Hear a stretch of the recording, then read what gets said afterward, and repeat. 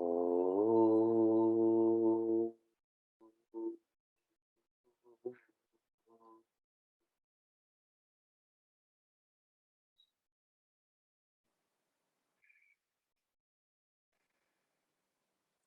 Oh.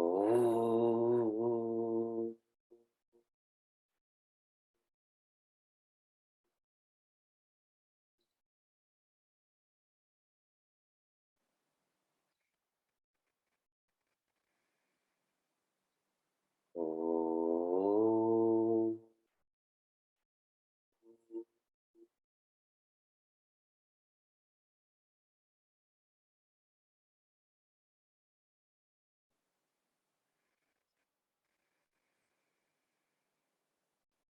Welcome to Meaningful Mornings. When I pick up Vyasa from school, sometimes we go to the ashram, Chinmayadhara, to check the mail, to make sure everything is fine inside. And I was recently telling him the stage where I teach from, that Amma and I got married there in 2010. And he registered what I was saying. As we were leaving the ashram, going back home, to see how much he registered, I asked Vyasa, Vyasa, where did Appa get married? And he says, Chinmayadhara. And then I asked, where did Amma get married? He says, I don't know.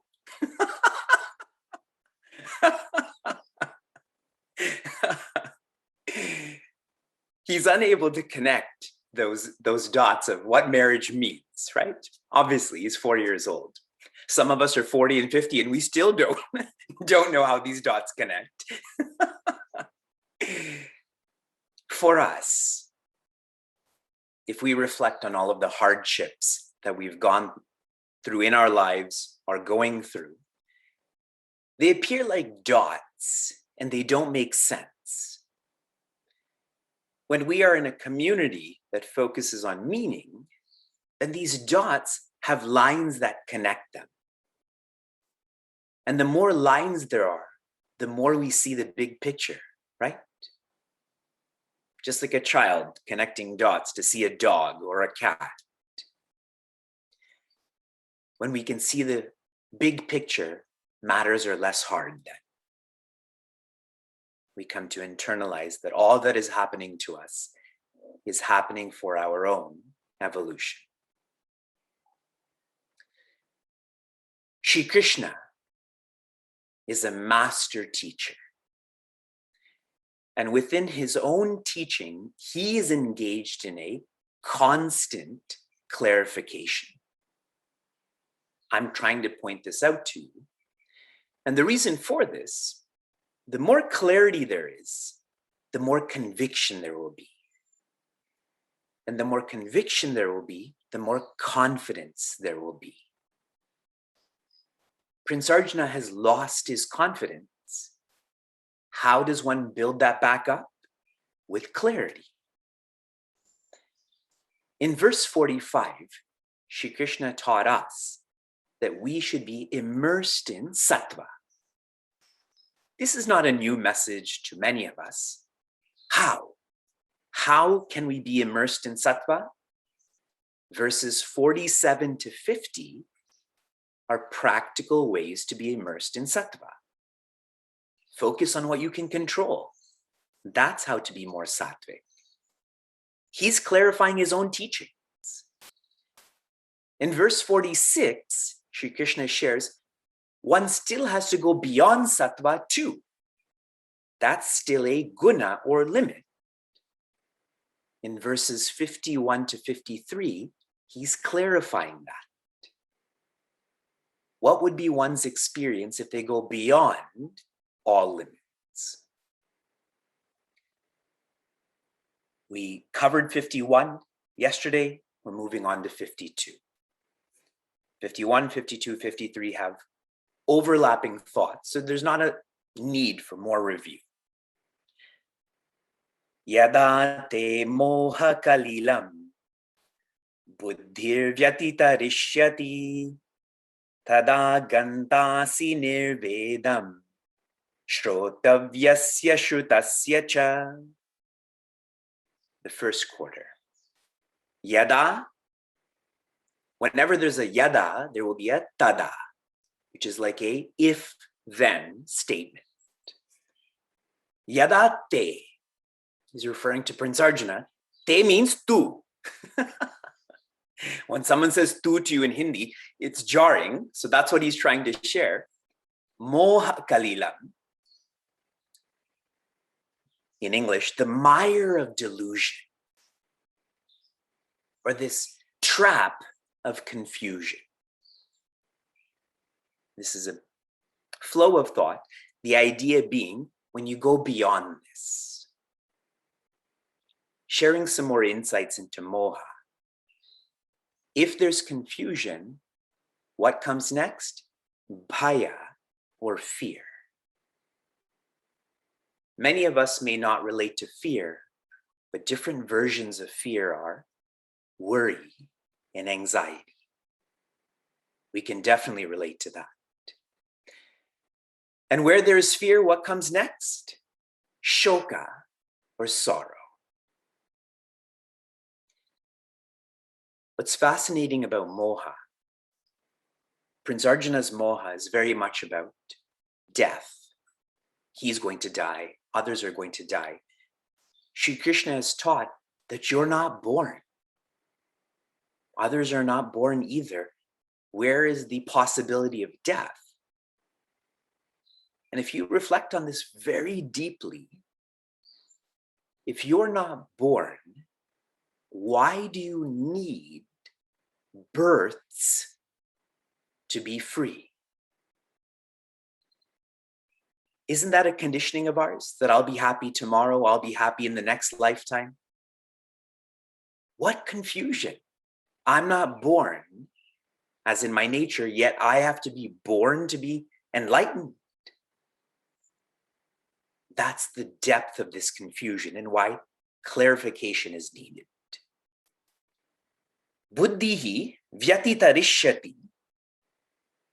When the intellect crosses over this web of confusion. Why the intellect? I'll build this up. There's a framework for the hardships that we go through.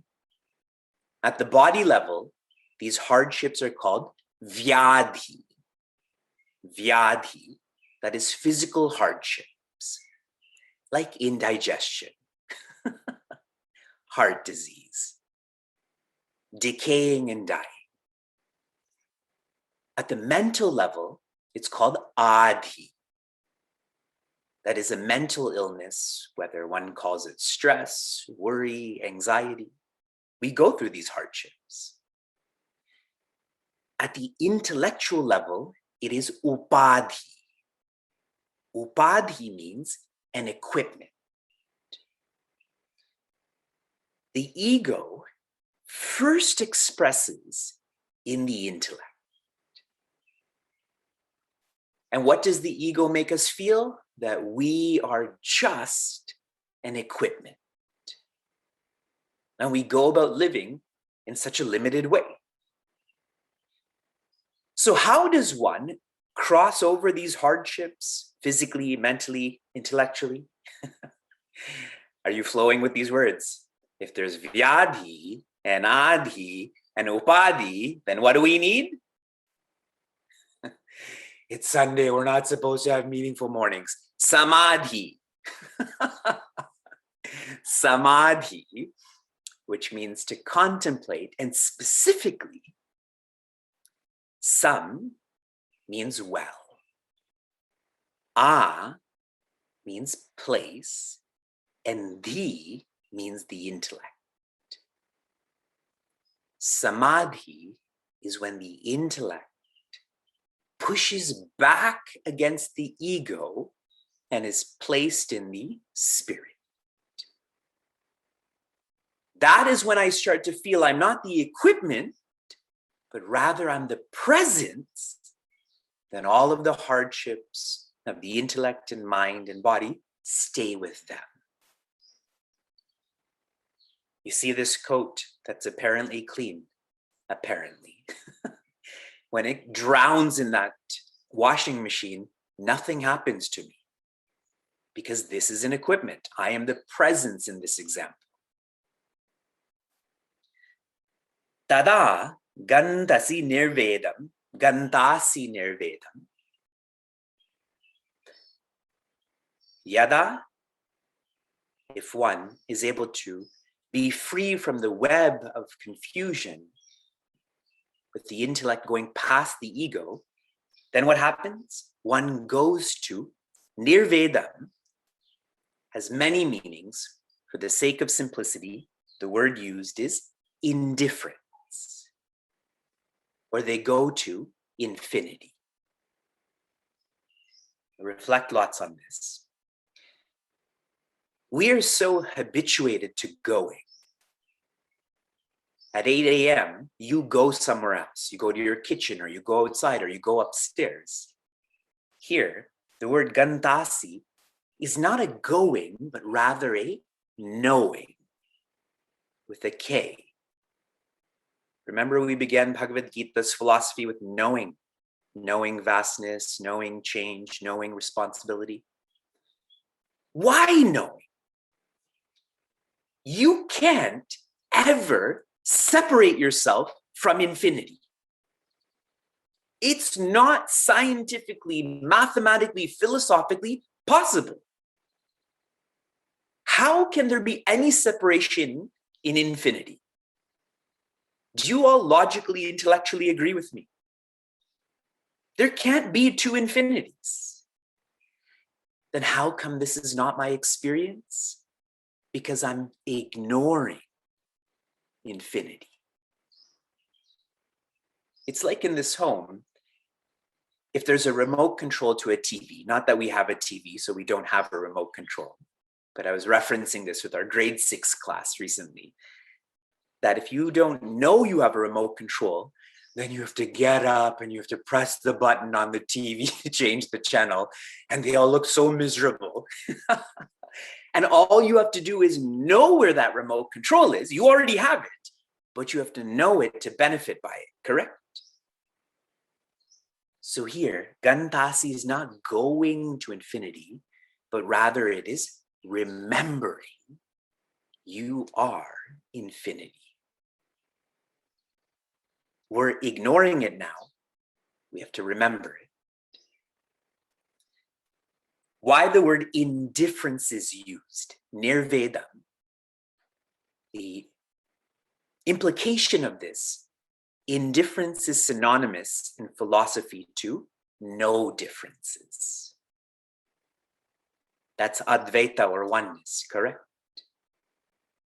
That's the indifference, where one feels that all are one. And making this more practical, another word for indifference is independence. As long as there's a difference, you can depend on it. But if there are no differences, that is independence. Finally, shrotavyasya shrutasya cha, one who's remembering their nature, then it does not matter shrutasya, what they heard, and shrotavyasya, what they will hear. Now, why the word or base shruta is used, I told you in verse 46, the example given is, for one who is joyous, they don't need the Veda. Example given, if there's water everywhere, I don't need a bucket of water. Whenever we think of the Veda, we think of Shruti, that is listening. But for one who is independent, it doesn't matter what they've learned about the Veda or what is to be learned. They don't need this map or GPS anymore. They've arrived at their destination. Being more specific, the Karma Kanda teaches us how to have pleasure, possession, and position. But if you're experiencing peace, you never think about, oh, I missed this pleasure. or I'm going to plan for this possession, or I need this position because you're peaceful. I'm going to leave you with an awesome, deep symbolism for you to reflect on. In the Ramayana, a personality who facilitates Ramayana, her name is Shurpanakha. Can you show me how Shurpanakha looks? Shurpanakha means one who has nails that are like a sieve or a sieve, like a long filter. She's symbolic for raga.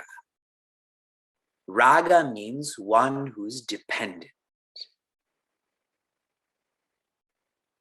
Sri Lakshmana, he cuts off her ears and nose. How come he doesn't cut off her nails? When you contemplate, you can shut down all of your senses, your eyes, your mouth. I don't have to touch anything, but your ears and nose are still open, correct? You can't close your ears or your nose. That's why he cuts them off. That one has to shut down any dependence on pleasure, possession, position. He's symbolic for viraga, not having dependence. Now, more deeply, who was Sri Lakshmana always looking at? Sri Rama, who is the symbol for anuraga. Anuraga means love, one who loves themselves. So where should our contemplation be? On loving ourselves, which is the nature of peace. When you love yourself, you let go of the past, you let go of the future, you're living your presence. Incredible. Your application yesterday was for you to feel that you have the key to happiness. Your application for this morning is to reflect on what I just shared with you. Raga, viraga, anuraga. We'll debrief on all of this tomorrow morning. And some of you are wondering, how come we're having meaningful mornings this weekend? I hope you've already connected the dots for those who have experience with Bhagavad Gita. If you don't, you will find out soon. Shanti, shanti, shanti. Be safe, be sound, be serene, be happiness.